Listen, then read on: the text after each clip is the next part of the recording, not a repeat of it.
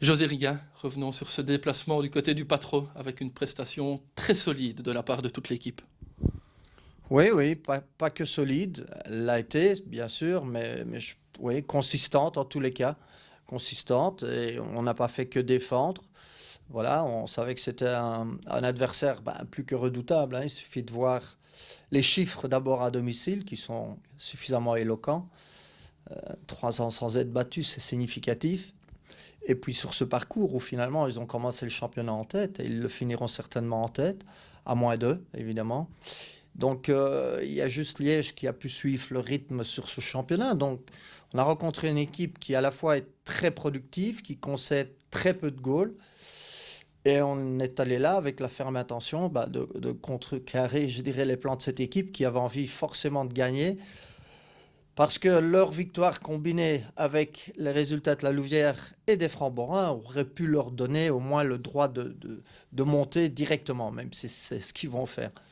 Non, on a été solide et on a eu de la maîtrise. On a eu de la maîtrise sur l'aspect défensif. On a eu de la maîtrise au niveau des transitions parce qu'ils ont pu s'exprimer très rarement en transition. Et on a eu de la maîtrise aussi en possession, en faisant pas n'importe quoi. Il fallait forcément faire preuve de patience, ne pas se livrer de trop. C'est toujours le gros problème avec notre équipe. Pour être prolifique offensivement, on a souvent besoin de beaucoup de joueurs qui accompagnent nos actions offensives. Et là, on a un peu réfréné cet aspect-là en pensant d'abord à bien défendre. Mais ça ne nous a pas empêché, après un premier quart d'heure difficile, délicat, et c'était normal qu'ils entament la partie avec beaucoup de pression. Et bien après, je trouve qu'on a bien géré cette première mi-temps et on s'est offert aussi, à notre tour, je dirais, l'une ou l'autre opportunité. Après, sur la fin de match, on se doutait aussi qu'ils allaient forcément, via leur remplaçant, pardon, parce qu'ils ont vraiment un banc conséquent, qui chercherait à nous faire mal jusqu'au bout. Mais que ce soit défensivement, que ce soit notre gardien qui a été à la hauteur, que ce soit notre milieu, nos attaquants ont fait le job. Et donc voilà, on a vu une équipe très cohérente dans sa manière de pratiquer sur un temps de jeu élevé, vu l'incident avec Nico, qui est finalement le seul point noir de cette soirée. Euh, voilà, on n'a jamais paniqué, on a remis le ballon au sol comme on sait le faire. Non, on a fait preuve, je dirais, de maturité. Voilà. Vous avez évoqué ce point noir avec Nico Geritz. Nous, on l'a juste vu sortir sur civière du terrain. Qu'est-ce qui s'est passé ensuite? En fait, c'est un tacle et c'est un duel correct en l'occurrence avec Bounou. Et malheureusement, bon, il a une entaille quand même de quelques centimètres au niveau du tibia, donc qui était relativement profonde.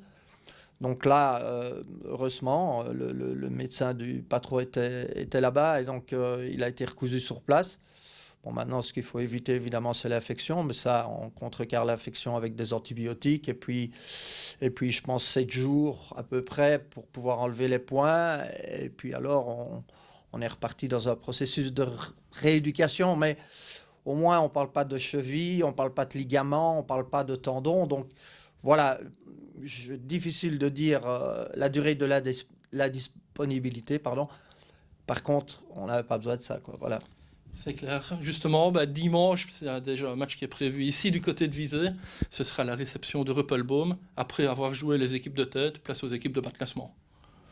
Oui, oui, mais quand on voit de nouveau le résultat de Liège à Mandel, qui se solde par un 0-0, alors que justement Liège pouvait se rapprocher du Patro, cela signifie simplement que, voilà, que vous soyez concerné par la descente, par la montée, et même le milieu de classement reste consistant à chaque match. Voilà.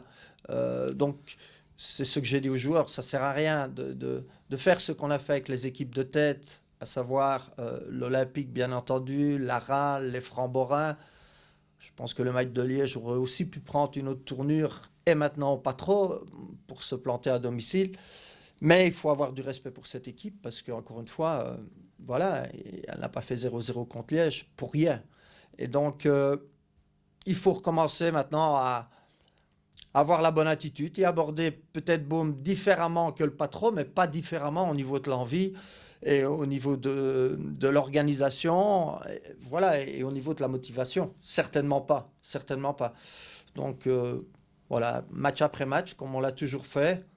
On s'est mis un petit challenge jusqu'à fin de saison et on a envie de le réussir. Voilà. Eh bien, merci José. Le rendez-vous est donc pris. On se retrouve dimanche à 15h dans le stade de la Cité de Loing pour la réception de Rupelboom.